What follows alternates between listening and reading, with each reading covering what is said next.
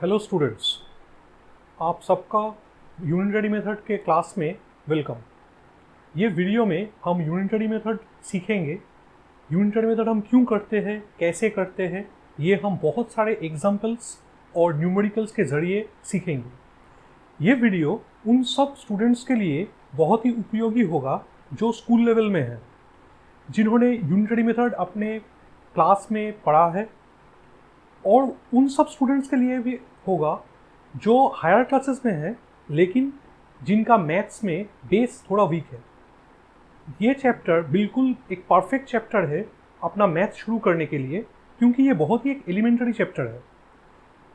ये वीडियो उन सब एग्जामिनीज या उन सब कैंडिडेट्स के लिए भी बहुत फ़ायदेमंद रहेगा जो नौकरी के एग्ज़ाम के लिए जो तैयारी कर रहे हैं। प्रिलिमिनरी राउंड में जो रिटन एग्ज़ाम होता है, वो उस एग्ज़ाम में बहुत सारे यूनिटरी मेथड का प्रॉब्लम्स रहता है।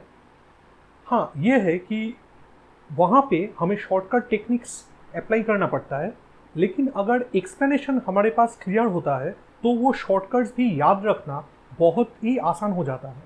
ये सब कुछ ध्यान रख के हमने इस वीडियो में बहुत सारे प्रॉब्लम्स डिस्कस हम करेंगे, और इस वीडियो में हम शॉर्टकट भी करेंगे और स्टेटमेंट वाइज हर एक प्रॉब्लम को टैकल करेंगे। तो शुरू करते हैं यूनिटरी मेथड का टाइप 1 का क्लास। तो सीखते हैं यूनिटरी मेथड। यूनिटरी मेथड के प्रॉब्लम्स कैसे होते हैं, उसमें आपको सबसे पहले आइडेंटिफाई करना पड़ेगा कि उसमें कुछ ऑब्जेक्ट्स होते हैं। जैसे अगर प्रॉब्लम में दिया हुआ है कि 5 pins cost ₹15, तो हम देख सकते हैं कि यहाँ पे दो ऑब्जेक्ट्स है। ऑब्जेक्ट्स क्या होता है? ऑब्जेक्ट्स होता है कि कोई भी चीज़ के साथ जब क्वांटिफिकेशन होता है तो उस चीज़ को हम ऑब्जेक्ट बोलेंगे। जैसे यहाँ पे है पेन्स और एक रुपीज़, मतलब मनी। तो पेन्स हो गया एक ऑब्जेक्ट और रुपीज़ हो गया दूसरा ऑब्जेक्ट, क्योंकि यहाँ पे पेन्स को क्वांटिफाई किया गया है। यहाँ पे है 5 पेन्स और यहाँ पे मनी कितना है या अमाउंट कितना है? अमाउंट है ₹15। तो यहाँ पे दो ऑब्जेक्ट्स है, एक है पेन्स और दूसरा है अमाउंट या मनी। वैसे ही और एक एग्जांपल हम ले सकते हैं, जैसे 4 boys working 5 hours a day completes a work in 2 days। अगर ये एक प्रॉब्लम का पार्ट है तो इसमें कितने ऑब्जेक्ट्स हैं? हम देख सकते हैं कि यहाँ पे बॉयज एक ऑब्जेक्ट है, आवर्स एक ऑब्जेक्ट है, मतलब टाइम एक ऑब्जेक्ट है, और दिन जो है नंबर ऑफ डेज वो तीसरा ऑब्जेक्ट है। तो यहाँ पे 3 ऑब्जेक्ट्स हो गया, क्योंकि यहाँ पे बॉयज, आवर्स और डेज ये तीनों को क्वांटिफाई किया गया है कि यहाँ पे है 4 बॉयज, 5 आवर्स और 2 डेज, 2 दिन। तो ऐसे ही हम क्वांटिफिकेशन से पहले हमको आइडेंटिफाई करना पड़ेगा कि कितने ऑब्जेक्ट्स हैं। इसके बाद हमें देखना पड़ेगा कि यहाँ पे टारगेट ऑब्जेक्ट कौन सा है और अदर गिवन ऑब्जेक्ट्स कौन सा है, उसमें हम आएंगे। तो पहले हमें एक एग्जाम्पल, अगर कंप्लीट एक एग्जाम्पल देखते हैं तो वो ऐसा हो सकता है कि हमारे पास है 5 पेन्स कॉस्ट ₹15 और क्वेश्चन है find the cost of 2 pens. Find the cost of 2 pens. यहाँ पे जैसे मैंने बोला कि पेन्स और अमाउंट ये दो ऑब्जेक्ट्स है, तो यहाँ पे हमें क्या करना है? हमें ढूंढना है 2 पेन्स का कॉस्ट कितना है। तो यहाँ पे टारगेट ऑब्जेक्ट होगा वो वाला ऑब्जेक्ट जिसका वैल्यू हमें ढूंढना है। तो यहाँ पे होगा पिंस होगा हमारा एक ऑब्जेक्ट, और दूसरा ऑब्जेक्ट जो है मनी या अमाउंट, यहाँ पे अमाउंट है इन रुपीज, तो ये होगा हमारा टारगेट ऑब्जेक्ट। क्योंकि यहाँ पे इंफॉर्मेशन एक है गिवन, गिवन में है 5 पेंस, कॉस्ट है ₹15, और हमें ढूंढना है फाइंड कॉस्ट ऑफ 2 पेंस। तो ये हो गया हमारा टारगेट ऑब्जेक्ट, क्योंकि हमें ये ढूंढना है। तो यूनिटरी मेथड अब क्या होता है ये हम सीखेंगे। यूनिटरी मेथड का मतलब हम समझेंगे इसका वर्ड रूट से। जैसे मेथड का मतलब होता है कोई भी चीज़ करने का या कोई भी प्रक्रिया करने का उपाय, उसको हम बोलते हैं मेथड। तो यूनिटरी मेथड क्या होता है? यूनिटरी को अगर हम वर्ड रूट से देखते हैं तो यूनिट का मतलब होता है 1। यूनिट का मतलब होता है 1।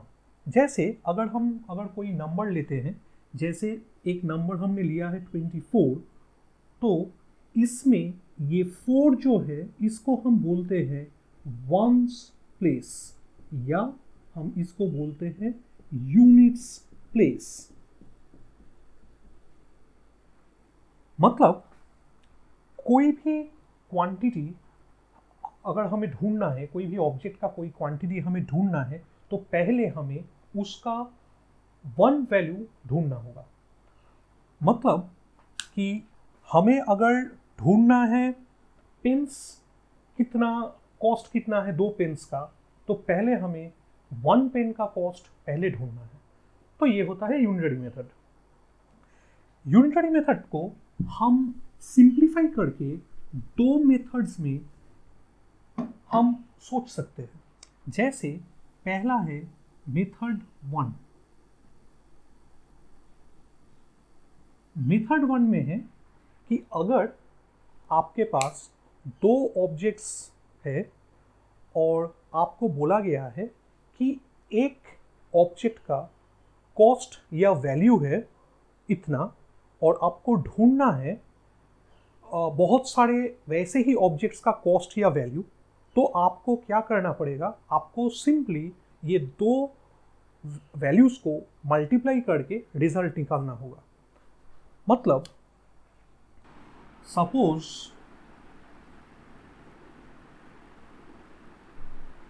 Cost of an object is given,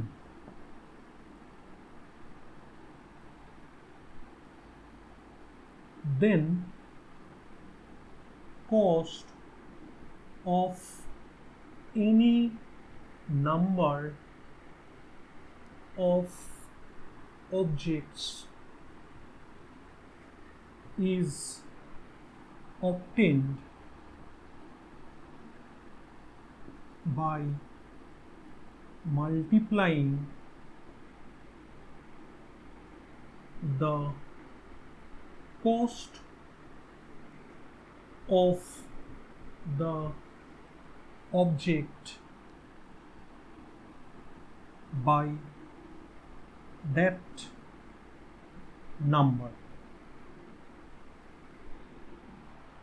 ये है हमारा मेथड 1। मतलब अगर कॉस्ट किसी ऑब्जेक्ट का दिया हुआ है और हमें वैसे ही ऑब्जेक्ट्स का, लेकिन बहुत सारे ऑब्जेक्ट्स का कॉस्ट हमें ढूंढना है, तो कॉस्ट हम कैसे निकाल सकते हैं? वो कॉस्ट होगा एक ऑब्जेक्ट का जो कॉस्ट है, उससे हम जितने सारे ऑब्जेक्ट्स का जो नंबर है उसको हमें मल्टीप्लाई करना पड़ेगा, तो हमें मिल जाएगा टोटल कॉस्ट। एग्जाम्पल अगर हम लेते हैं, तो अगर गिवन है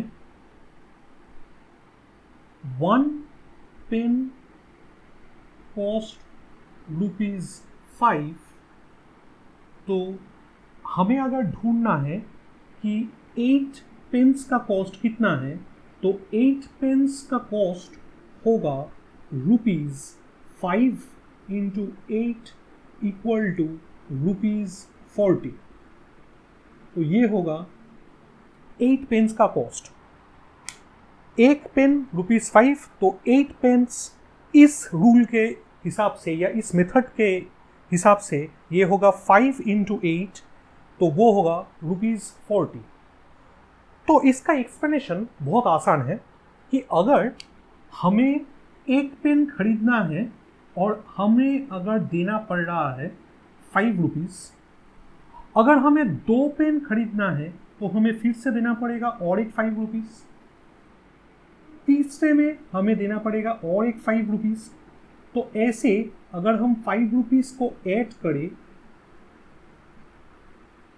और हम ऐड करेंगे कितनी बार, हम ऐड करेंगे 8 टाइम्स। अगर हम ₹5 को ऐड करते हैं तो हमारे पास आएगा 5 इंटू 8 इक्वल्स टू 40। तो ये जो रूल है या ये जो मेथड है ये बहुत सिंपल है और इसका एक्सप्लेनेशन भी बहुत आसान है। तो ये हो गया हमारा मेथड 1। अब मेथड 2 यूनिटरी मेथड का वो है कि अगर बहुत सारे ऑब्जेक्ट्स का कॉस्ट दिया हुआ है तो एक का कॉस्ट हमें मिलेगा डिवीजन करके। तो मतलब suppose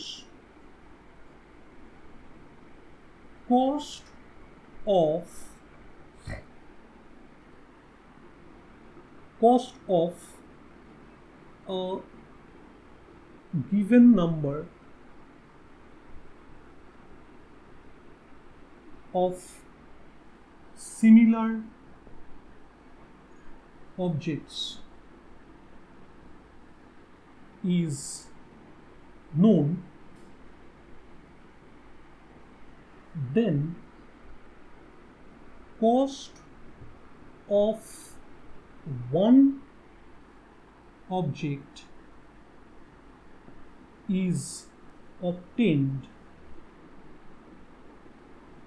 by dividing the known number by the given number of objects। एक एग्जाम्पल्स देखते हैं। सपोज गिवन है कि 5 पेन्स का कॉस्ट है ₹60 और हमें ढूंढना है 1 पेन का कॉस्ट। तो 1 पेन का कॉस्ट कितना होगा? इस मेथड के हिसाब से 1 पेन का कॉस्ट होगा ₹60 by 5 equals to ₹12। तो 5 पेन्स अगर 60 है तो 1 pen according to this method हमारे पास आएगा 60 by 5, तो वो होगा ₹12। अब ये क्यों होता है, इसका एक्सप्लेनेशन भी बहुत आसान है। सोचो कि तुमने खरीदा है 5 पेन्स और ये 5 सिमिलर पेन्स खरीदने के लिए तुम्हें देना पड़ रहा है ₹60। सोचो ये है तुम्हारा ₹60 जो तुम दे रहे हो। 5 पेन्स खरीदने के लिए ₹60 तुम दे रहे हो। तो क्या तुम सोच सकते हो कि ये ₹60 जो है तुम इसको ऐसे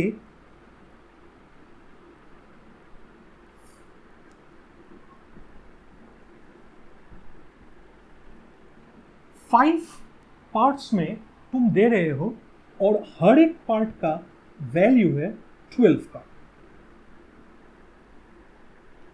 मतलब मैंने किया है कि क्योंकि हमारे पास यहाँ पे 5 पेन्स है तो हम सोच रहे हैं कि ये 60 रुपीज़ को हम 5 पार्ट्स में ब्रेक करके, तो एक एक पार्ट होगा 12, तो 12 रुपीज़ हम 5 बार दे रहे हैं।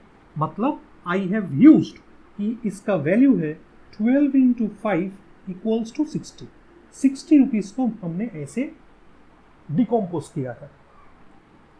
तो ये अगर 5 का 60 है और 60 को हम ऐसे 5 बार में अगर हम लिखते हैं तो एक का कॉस्ट कितना होगा? एक का कॉस्ट हमें मिलेगा, हम ये 60 को हम डिवाइड करेंगे 5 से तो एक हो जाएगा 12, मतलब ये जो 12 हमने लिया था। तो ये है ये मेथड 2 का एक्सप्लेनेशन। तो हमारे पास यूनिटरी मेथड अगर हम सिंप्लीफाई करके बोलेंगे तो हमें याद रखना पड़ेगा ये दो मेथड्स, मेथड 1 और मेथड 2। मेथड 1 में क्या होता है कि अगर एक चीज़ का कॉस्ट या वैल्यू दिया हुआ है तो बहुत सारे वैसे ही चीज़ का कॉस्ट या वैल्यू करने के लिए हमें मल्टीप्लाई करना पड़ेगा उस नंबर से। और मेथड 2 में अगर बहुत सारे चीज़ों का लेकिन सिमिलर ऑब्जेक्ट्स का कॉस्ट या वैल्यू दिया हुआ है और एक को अगर हमें ढूंढना पड़ेगा तो हमें डिवीजन करना पड़ेगा। तो ये हो गया मेथड 1 और मेथड 2। अब बहुत इंपॉर्टेंट और एक चीज़ है जो हम यूज़ करेंगे जब हम न्यूमेरिकल्स करेंगे, तो ये चीज़ याद रखना बहुत इंपॉर्टेंट है, वो है रूल 1। 4 ऐसे रूल्स है। रूल 1 क्या है कि अगर if you have a value, अगर तुम्हारे पास एक वैल्यू है और तुम उसको मल्टीप्लाई कर रहे हो एक नंबर से, ये नंबर जो है ये नंबर है ग्रेटर देन 1। तुम्हारे पास एक वैल्यू है, तुम मल्टीप्लाई कर रहे हो एक नंबर से जो नंबर है ग्रेटर देन 1, तो तुम्हारे पास आएगा एक बिगर वैल्यू। मतलब ये वैल्यू और बड़ा हो जाएगा तो तुम्हारे पास आएगा एक बिगर वैल्यू। रूल 2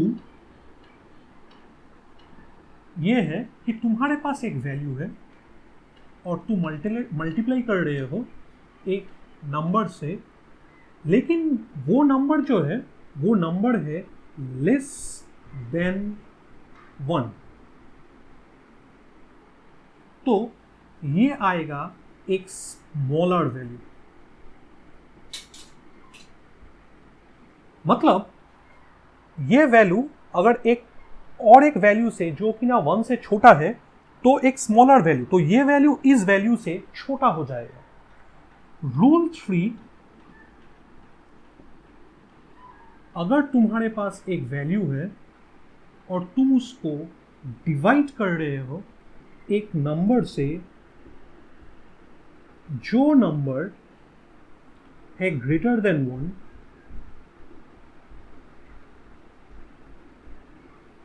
तो तुम्हारे पास एक वैल्यू होगा जो वैल्यू होगा स्मॉलर वैल्यू। तो एक नंबर जो 1 से ज़्यादा है उसको अगर तुम डिनोमिनेटर में लेते हो वैल्यू के साथ तो ये वैल्यू जो है वो घट के स्मॉलर हो जाएगा। वैसे ही रूल 4 में है कि तुम्हारे पास एक वैल्यू है, उसको तुम डिवाइड कर रहे हो एक नंबर से जो नंबर लेस देन 1 है, तो ये हो जाएगा एक बिगर वैल्यू।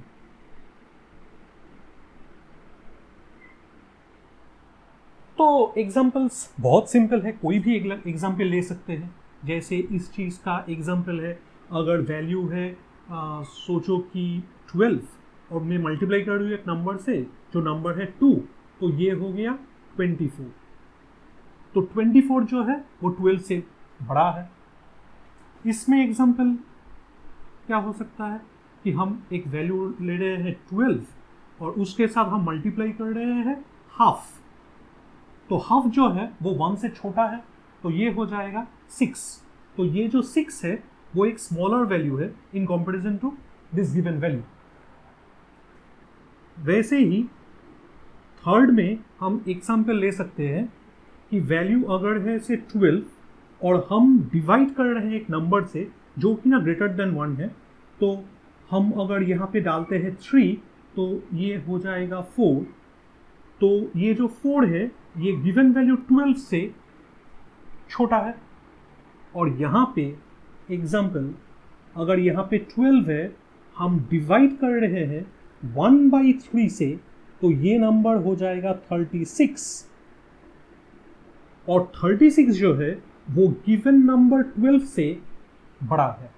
तो ये जो 4 रूल्स है इसको हम न्यूमेरिकल्स करने के वक्त बहुत ज़्यादा अप्लाई करेंगे, तो ये रूल्स याद रखना बहुत ज़रूरी है। तो ये हो गया यूनिटरी मेथड का प्रिलिमिनरी मेथड्स क्या होता है, रूल्स क्या होता है ये। तो प्रोसीड करने के लिए हम कुछ एग्जांपल्स ले लेते हैं, बहुत सिंपल सा कुछ एग्जांपल्स हम लेते हैं कि जैसे example 1, given 5 pence cost ₹15, find the cost of 2 pence.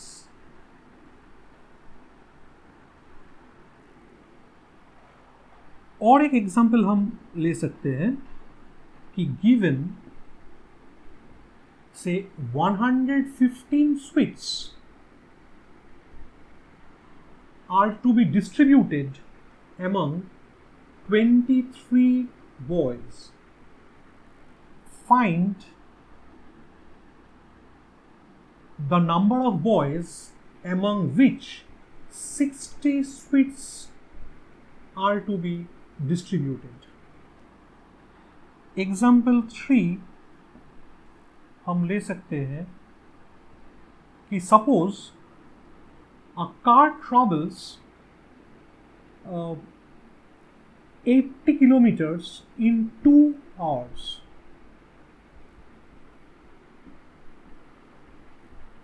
Find the distance traveled by the car in 6 hours.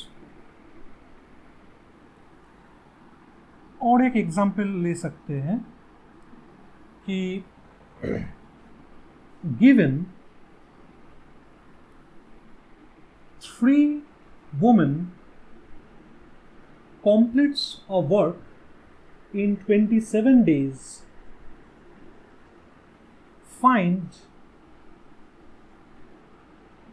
the number of days required for 9 women to complete the same work. तो ये 4 बहुत आसान examples हैं जिसको हम unitary method से हम solve करेंगे। तो पहले है कि 5 पेंस का कॉस्ट है ₹15, तो 2 पेंस का कॉस्ट कितना होगा।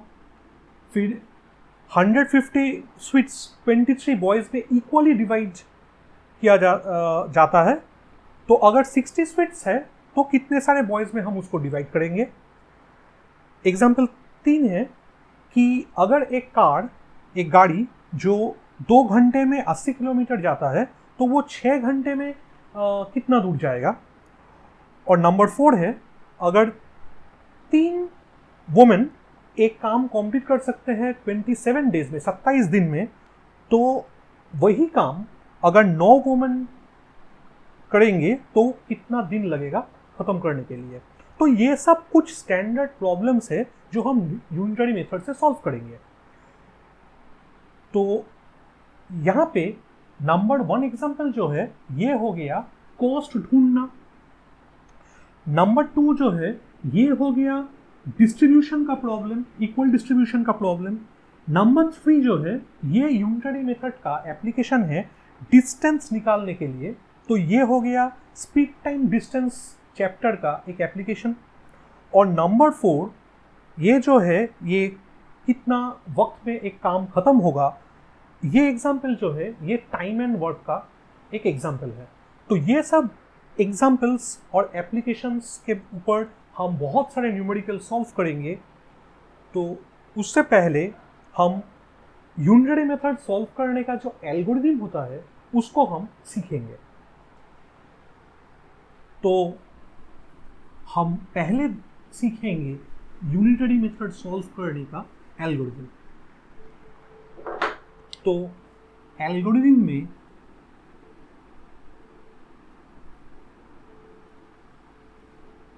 एल्गोरिथम का मतलब क्या होता है? एल्गोरिथम का मतलब होता है कि कोई भी एक काम अगर हमें करना है तो उसको हम सिंपल स्टेप्स में, सिंपल एलिमेंटरी स्टेप्स में हम उसको तोड़ के हम उसको लिखेंगे, उसको बोला जाता है एल्गोरिथम।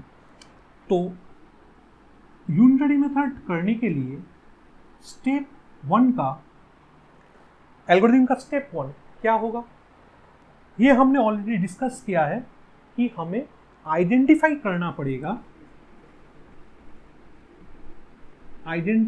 पड़ेगा द ऑब्जेक्ट्स।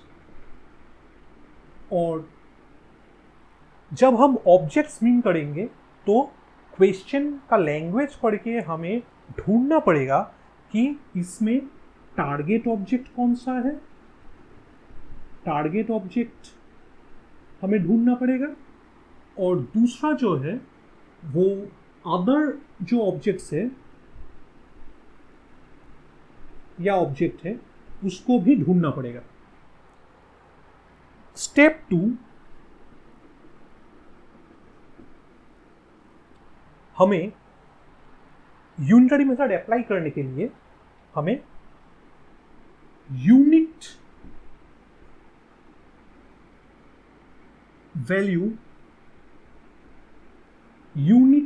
वैल्यू में हमें अदर ऑब्जेक्ट को निकालना पड़ेगा। तो unit value to be placed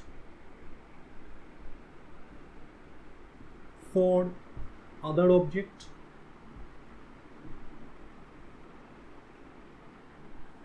step 3 में हमें टारगेट ऑब्जेक्ट का value, target objects value is computed using method 1 और 2 जो हमने पहले डिस्कस किया हुआ है। और स्टेप 4 में हमें सिंप्लीफाई करना पड़ेगा। तो ये हो गया 4 स्टेप्स जिसमें हम यूनिटरी मेथड को करेंगे। तो पहले ऑब्जेक्ट आइडेंटिफाई करना पड़ेगा, फिर अदर ऑब्जेक्ट का वैल्यू हमें 1 डालना पड़ेगा और देखेंगे कि टारगेट ऑब्जेक्ट का वैल्यू क्या होता है। फिर टारगेट ऑब्जेक्ट का जो वैल्यू हमें ढूंढना है वो हम निकालेंगे ये यूनिट वैल्यू के ऊपर बेस करके यूजिंग मेथड 1 और 2 जो हमने ऑलरेडी डिस्कस किया हुआ है। और उसके बाद हमें आंसर निकालने के लिए हमें सिंप्लीफाई करना पड़ेगा। तो ये हो गया यूनिटरी मेथड का एल्गोरिथम। तो इस एल्गोरिथम को अब हम इस्तेमाल करेंगे जो एग्जाम्पल्स मैंने दिया है उसको समझने के लिए। तो देखते हैं एग्जाम्पल 1। तो एग्जाम्पल 1 में हमारे पास 5 पेन्स है और हमारे पास है दिया हुआ है कि इसका कॉस्ट है ₹15। अच्छा, आपके स्क्रीन में क्वेश्चन आ रहा है तो आप वहाँ से ये एग्जाम्पल 1 देख सकते हैं। तो 5 पेन्स कॉस्ट ₹15। तो यहाँ पे 5 पेन्स और कॉस्ट है ₹15। तो ये जो साइन है इसको हम बोलते हैं इक्विवेलेंट साइन। इक्विवेलेंट साइन का मतलब होता है कि यहाँ पे मैं कंप्लीट सेंटेंस नहीं लिख रहा हूँ। तो यहाँ पे इक्विवेलेंट का मतलब है कि यहाँ पे एक कंप्लीट सेंटेंस है जो आपको समझना है और हमें ढूंढना है 1 पेन का कॉस्ट कितना है।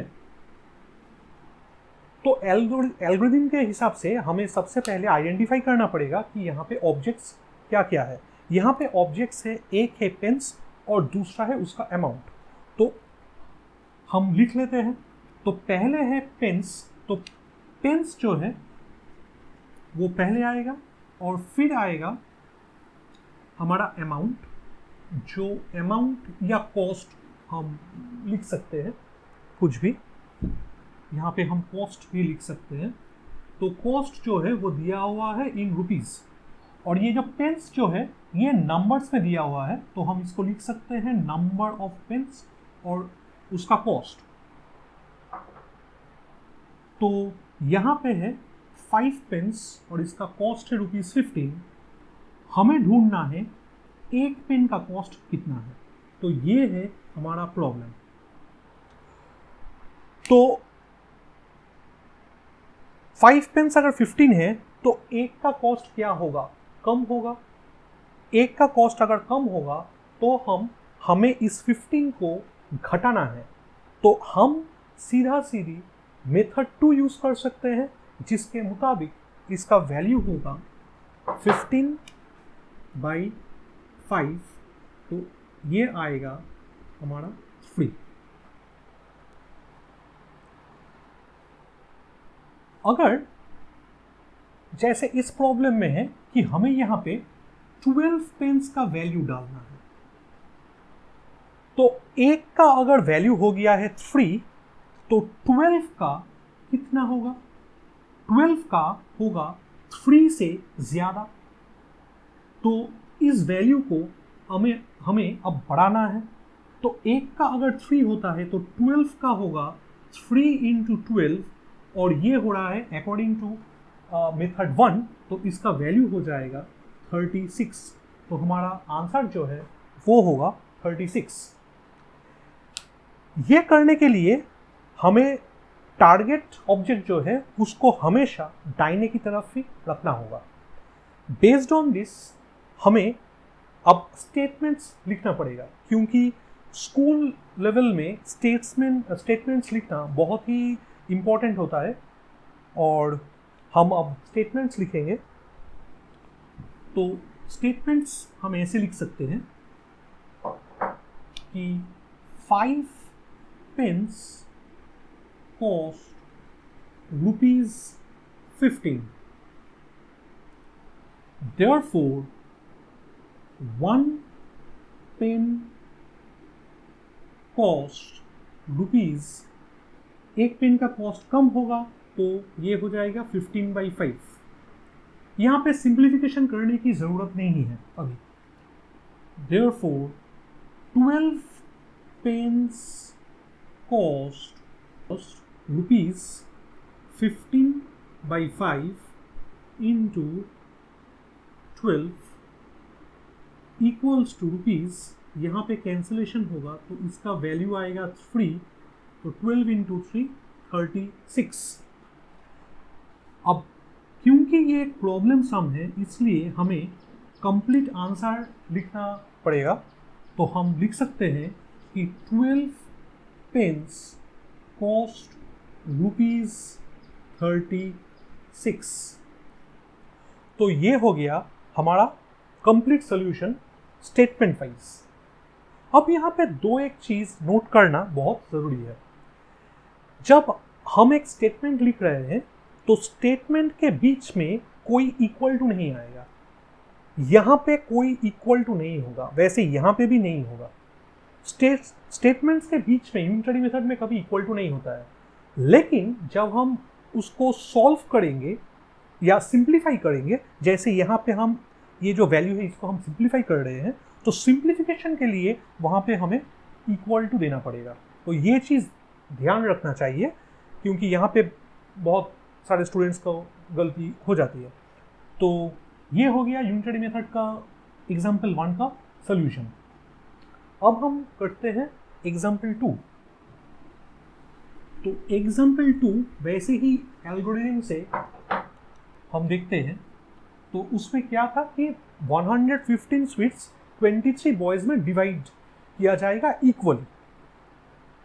तो 60 स्वीट्स अगर डिवाइड किया जाता है तो कितने बॉयज़ में हम डिवाइड करेंगे उसको। तो यहाँ पे हम देख रहे हैं कि क्वांटिफिकेशन जो हुआ है वो स्वीट्स और बॉयज़ में है, तो हम लिख सकते हैं कि स्वीट्स और बॉयज़ ये दोनों हमारा ऑब्जेक्ट्स हैं। तो यहाँ पे क्योंकि ये दोनों ही नंबर को लेके डील कर रहा है तो हम ये बोल सकते हैं ये है नंबर ऑफ स्वीट्स और ये है नंबर ऑफ बॉयज़। अब गिवन क्या है, इंफॉर्मेशन क्या प्रोवाइड हुआ है कि 115 स्वीट्स 23 बॉयज़ में डिवाइड हुआ और हमें ढूंढना है कि अगर 60 स्वीट्स रहता है तो कितने बॉयज़ में ये डिवाइड होगा। तो वो करने के लिए हम क्या करेंगे, क्योंकि हम यूनिटरी मेथड कर रहे हैं इसलिए हम पहले एक स्वीट को डिवाइड करेंगे। अगर 115 स्वीट्स 23 में डिवाइड हो रहा है तो एक स्वीट जाहिर है उससे भी कम बॉय में डिवाइड होगा, तो हमें इस नंबर को घटाना है। तो नंबर को घटाने के लिए हम करेंगे 23 बाई 115 जो कि ना है हमारा रूल 3। या हम ऐसे भी सोच सकते हैं कि हम मेथड 2 इस्तेमाल कर रहे हैं तो एक के लिए होगा इतना। अब हमें ढूंढना है 60 स्वीट्स। अगर हमारे पास 60 स्वीट्स है और 60 स्वीट्स को हमें अगर डिवाइड करना है तो जाहिर है कि एक स्वीट जितने बॉय में डिवाइड हुआ था उससे ज़्यादा बॉयज़ में डिवाइड होगा, तो हमें ये नंबर को बढ़ाना है। तो इसलिए हम रूल 1 अप्लाई कर सकते हैं या हम मेथड 1 भी अप्लाई कर सकते हैं। तो ये होगा एक अगर इतना में होता है तो 60 क्या होगा, उससे मेथड 1 से मल्टीप्लाई करना पड़ेगा। सो 23 बाई 115 इंटू 60। तो इसका आंसर क्या होगा, ये कैंसलेशन से ये हो गया 5 और ये हो गया 12। तो ये 12 बॉयज़ में ये 60 चॉकलेट्स डिवाइड होगा। तो ये हो गया शॉर्टकट से। अब अगर हमें ये स्टेटमेंट से करना है तो हमें याद रखना होगा कि हमें नंबर ऑफ बॉयज़ जो है वो हमें राइट साइड में रखना है। तो हम स्टेटमेंट्स लिखते हैं 115 sweets are divided among 23 boys. Therefore, one sweet is divided among, एक स्वीट उससे कम होगा तो मेथड 2 से ये हो जाएगा 23 बाई 115 बॉय। ये जो मैंने दिया है इसको बोला जाता है डीटो। डीटो मतलब कि ये वर्ड यहाँ पे रिपीट होगा।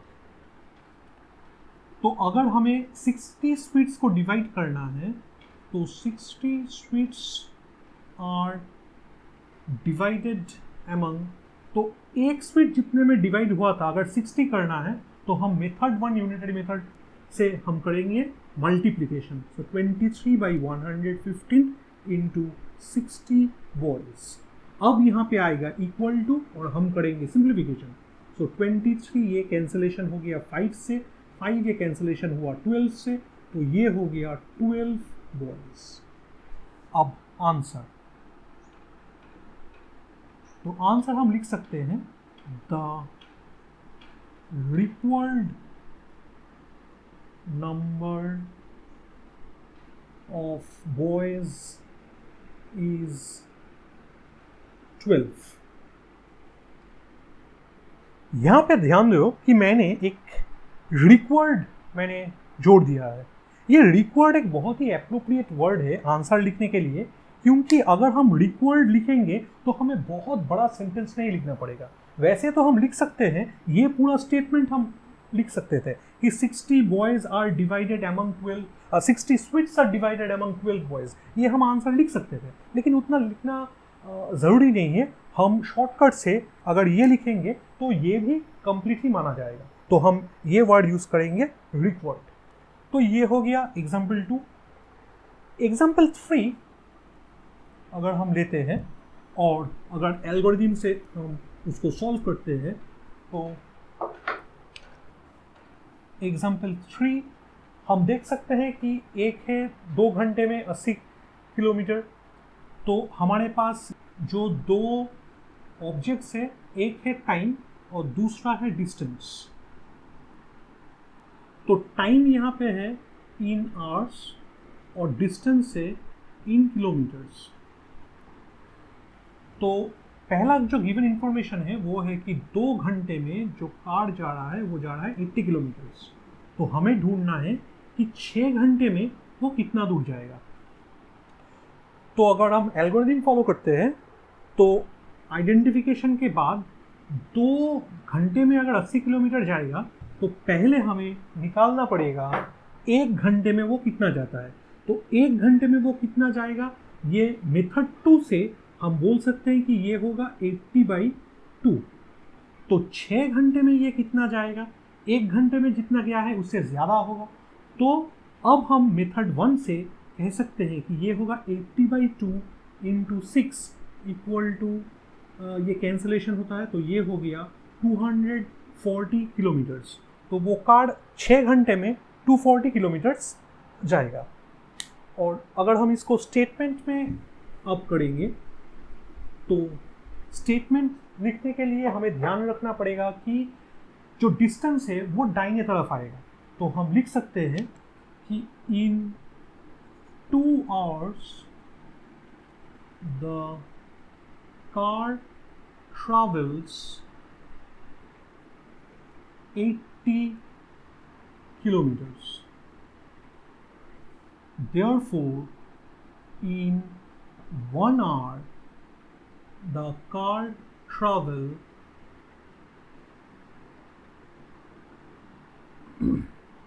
तो 1 घंटे में क्या होगा, उससे कम जाएगा। तो ये होगा 80/2 किलोमीटर्स। और 6 घंटे में इन 6 hours द कार ट्रेवल्स क्या होगा, उससे ज़्यादा जाएगा।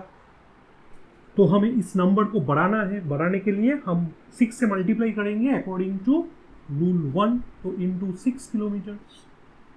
तो आप कैंसलेशन करेंगे तो यहाँ पे आएगा 3, तो ये हो गया 240 किलोमीटर्स। तो आंसर क्या होगा, the required distance is 240 kilometres. ये हो गया एग्जाम्पल 3 का सोल्यूशन स्टेटमेंट वाइज। अब एग्जाम्पल 4। एग्जाम्पल 4 में हम देख रहे हैं कि 3 वुमेन एक काम खत्म कर रहे हैं 27 डेज में। तो यहाँ पे जो 2 ऑब्जेक्ट्स है वो है, एक है वुमेन और एक है डेज। क्योंकि दोनों ही क्वांटिफिकेशन हुआ है नंबर के हिसाब से, तो वुमेन जो है वो हम लिखेंगे कि नंबर ऑफ वुमेन और नंबर ऑफ डेज। तो दिया हुआ है कि एक काम करने के लिए नंबर ऑफ वुमेन जब 3 है तो वक्त लग रहा है 27 डेज। तो अगर वो 9 वुमेन अगर वहाँ पे है तो कितना दिन लगेगा वो वही काम खत्म करने के लिए। तो जैसे हमने ये आइडेंटिफिकेशन कर लिया है और 3 के लिए अगर 27 है तो एक वुमन अगर वो काम करेगी तो कितना वक्त लगेगा, तो वो ज़्यादा होगा। 3 अगर 27 दिन में कर रहे हैं और अगर एक वुमन को वो पूरा काम ख़त्म करना पड़ेगा तो उसको बहुत ज़्यादा वक्त लग जाएगा। तो ये होगा 27 × 3, क्योंकि हमें नंबर ऑफ डेज को बढ़ाना है। तो अगर हमें बढ़ाना है तो ये जो वैल्यू है 27, इसको हम एक नंबर के साथ मल्टीप्लाई कर रहे हैं जो कि ना है 1 से ज़्यादा। तो ये हमारा रूल 1 के हिसाब से ये यहाँ पे मल्टीप्लिकेशन होगा, तभी ये 27 बढ़ेगा। और अगर 9 वुमेन वो ही काम करेगी तो उसको क्या करना पड़ेगा, एक वुमेन को जितना वक्त लग रहा है उससे ये कम होगा। तो कम होने के लिए ये जो है इसको घटाना पड़ेगा।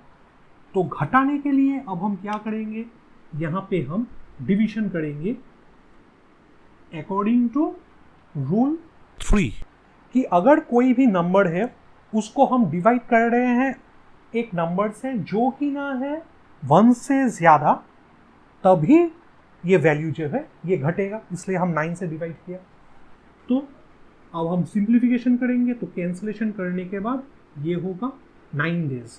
तो 3 वुमन जो 27 डेज में ख़त्म करेंगे, वहीं पे 9 वुमन को वो ख़त्म करने के लिए लगेगा 9 डेज।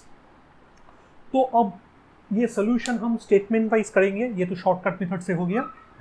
तो इसको करने के लिए वही हमें नंबर ऑफ डेज को हमें राइट साइड में रखना पड़ेगा और वैसे ही स्टेटमेंट को फ्रेम करना पड़ेगा। तो हम लिखेंगे 3 woman can complete work in 27 days. Therefore, one woman can complete the work in, एक वुमन को ज़्यादा वक्त लगेगा, इसलिए हमें क्या करना पड़ेगा, इसको बढ़ाना पड़ेगा 27 into 3 days। अब 9 वुमन को कितना वक्त लगेगा, वो कंप्लीट करने के लिए एक वुमन को जितना वक्त लगा है 9 वुमन को उससे कम लगेगा। तो हमें इसको घटाना है, घटाने के लिए ये होगा बाई 9 डेज। ये हो गया हमारा रूल 2 के हिसाब से। तो ऑन सिंप्लीफिकेशन ये अगर कैंसलेशन हम करेंगे 3 से तो ये होगा 9 डेज। तो आंसर हम क्या लिखेंगे, the required time is 9 days. तो ये हो गया हमारा एग्जाम्पल 4 का स्टेटमेंट वाइज सोल्यूशन। तो ये जो हमने 4 एग्जाम्पल्स किया है, इसमें हमने दोनों ही प्रोसेस से किया है। एक है शॉर्टकट मेथड से हमने किया है, और दूसरा जो है ये पूरा statement complete statement along with answer उसको डाल के हमने किया है, जो कि स्कूल लेवल के लिए बहुत ही उपयोगी होता है फुल मार्क्स लाने के लिए। तो ये तो हो गया। अब हमें पढ़ना है कि ये जो यूनिटरी मेथड है इसका लिमिटेशंस क्या है। क्या हम हर एक प्रॉब्लम को यूनिटरी मेथड से सॉल्व कर सकते हैं, या अगर हम नहीं कर सकते हैं तो क्यों नहीं कर सकते हैं, ये हमें अब समझना पड़ेगा कि किन किन प्रॉब्लम में हम यूनिटरी मेथड, जो 2 मेथड्स मैंने शुरुआत में बिल्कुल बोला है कि वो हम कहाँ पे हम अप्लाई कर सकते हैं। तो ये समझने के लिए हम एक एग्जाम्पल करते हैं। सोचो कि तुम एक कंस्ट्रक्शन इंजीनियर हो जिसका काम है ये देखना कि वर्कर्स जो है वो हर रोज कितना काम कर रहे हैं। तो तुम क्या करते हो कि हर रोज शाम के वक्त, मतलब जब दिन जो ख़त्म होता है, पूरा वर्कर्स का काम जब ख़त्म होता है, तो तुम जाके तुम ये देखते हो कि वर्कर्स जो एक रेलवे ट्रैक जो डाल रहा है तो वो कितना दूर तक रेलवे ट्रैक बना है। ठीक है, तो तुम क्या कर रहे हो, तुम डे 1 में, डे 2 में, डे 3 में, मतलब जब डे 1 का एंड होता है, 2 का एंड होता है, 3 का एंड होता है, ऐसे हर एक दिन के एंड में जाके तुम अपना एक मेजरिंग टेप को लेके उसको नापते हो कि कितना दूर तक रेलवे ट्रैक बना है।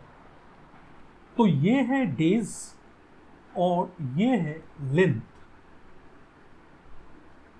Length of track. तो सोचो कि तुम पहले दिन गए और तुमने देखा कि 20 मीटर्स का, ये सोचो हम लेते हैं इन मीटर्स, तो पहले दिन देखा कि 20 मीटर्स तक रेलवे ट्रैक डाला गया है।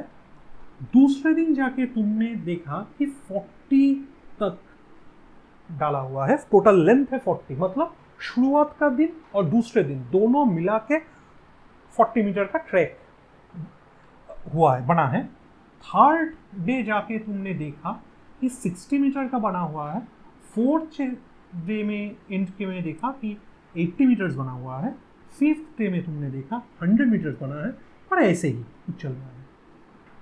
तो इसका मतलब क्या है? इसका मतलब है कि तुम कोई भी दिन में तुम चले जाओ, तुम देखना कि हर रोज वर्कर्स जिस स्पीड से काम कर रहे हैं, तो उससे हर रोज 20 मीटर का रेलवे ट्रैक ही वो डाल पा रहे हैं। तो इसका मतलब है कि हर रोज यूनिफॉर्म रेट से काम हो रहा है, या यूनिफॉर्म स्पीड से वो सब काम कर रहे हैं, और उसके हिसाब से और उसके मुताबिक हर रोज 20 मीटर का ही ट्रैक हो रहा है, बन रहा है। तो इसको हम बोलेंगे कि यूनिफॉर्म लेंथ का ट्रैक हर रोज वो डाल रहे हैं। तो अगर एक दिन 10 मीटर होगा, एक दिन 15, एक दिन 20, एक दिन 12, एक दिन 13, अगर हर रोज अलग अलग लेंथ का ट्रैक वो डालते हैं, तो हम यूनिटरी मेथड इस्तेमाल नहीं कर सकते हैं। प्रॉब्लम कैसे बनता है? प्रॉब्लम बनता है कि सोचो कि ये 5 दिन है, तो तुम्हें कोई भी एक इंफॉर्मेशन ये वाला सोचो कि दिया हुआ है कि 3 दिन में 60 मीटर का रेलवे ट्रैक बना है। अब तुम्हें ढूंढना है कि 5 दिन में कितना बनेगा।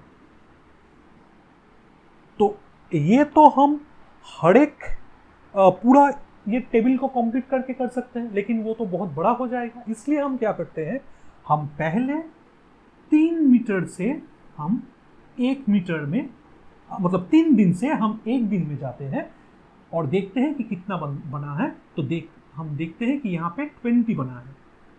फिर अगर हमें 5 को ढूंढना है, तो हम इससे ही यहाँ पे आते हैं इंटू 5 करके। तो ये है यूनिटरी मेथड। तो अगर ये गिवन है और इसको फाइंड करना है, ये अगर हमारा प्रॉब्लम है, तो यूनिटरी मेथड में हम पहले 3 से 1 दिन में कितना होता है ये हम कैलकुलेट करते हैं, जो कि ना है 20, और अगर 5 दिन अगर ढूंढना है तो हम 20 को इंटू 5 करके हम 100 पे आते हैं। तो ये होता है यूनिटरी मेथड। तो लिमिटेशन वही हो गया कि अगर ये हर एक रोज अलग अलग होता है, तो हम यूनिटरी मेथड अप्लाई नहीं कर सकते हैं। जो 4 एग्जांपल्स हमने लिया था, उसमें भी क्या ऐसे लिमिटेशंस थे? हाँ, थे। उसमें इंफॉर्मेशन में क्या बोला गया था कि 5 पेन्स का कॉस्ट है ₹15, तो वो पेन जो है वो सब सिमिलर पेन्स है, और हर एक पेन का कॉस्ट जो है वो इक्वल है। ये वो वहाँ पे मेंशन होना ही होगा, नहीं तो हम अप्लाई नहीं कर सकते हैं। दूसरे में जब हमने वो डिस्ट्रीब्यूशन का प्रॉब्लम किया था, तो 115 स्वीट्स 23 बॉयज में डिवाइड हो रहा था, तो हर एक बॉय को इक्वल नंबर ऑफ स्वीट्स मिल रहा था, तो इसलिए हम यूनिफॉर्मली मेथड कर रहे थे। थर्ड प्रॉब्लम में 2 आवर्स में 80 किलोमीटर जा रहा है वो कार, तो वहाँ पे हर एक घंटे में कितना दूर जाएगा वो इक्वल होगा, तभी हम वो 6 घंटे में या 10 घंटे में कितना जाएगा वो हम यूनिटरी मेथड से ढूंढ सकते हैं।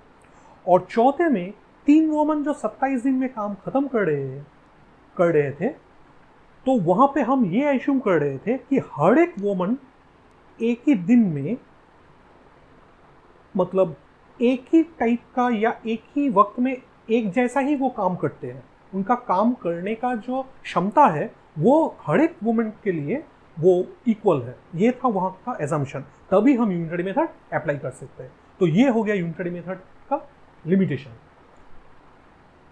तो हमने पूरा यूनिटरी मेथड क्या होता है, क्यों होता है, कैसे होता है, ये सब हमने पढ़ा है। अब हम सिंपल प्रॉब्लम्स करेंगे उसका एक्सप्लेनेशंस वगैरह सब कुछ करेंगे। तो प्रॉब्लम्स जो है वो आपके स्क्रीन पे आएगा और मैं वो सब प्रॉब्लम्स 2 मेथड से, शॉर्टकट मेथड से और स्टेटमेंट वाइज मैं इसके बाद सॉल्व करूंगा।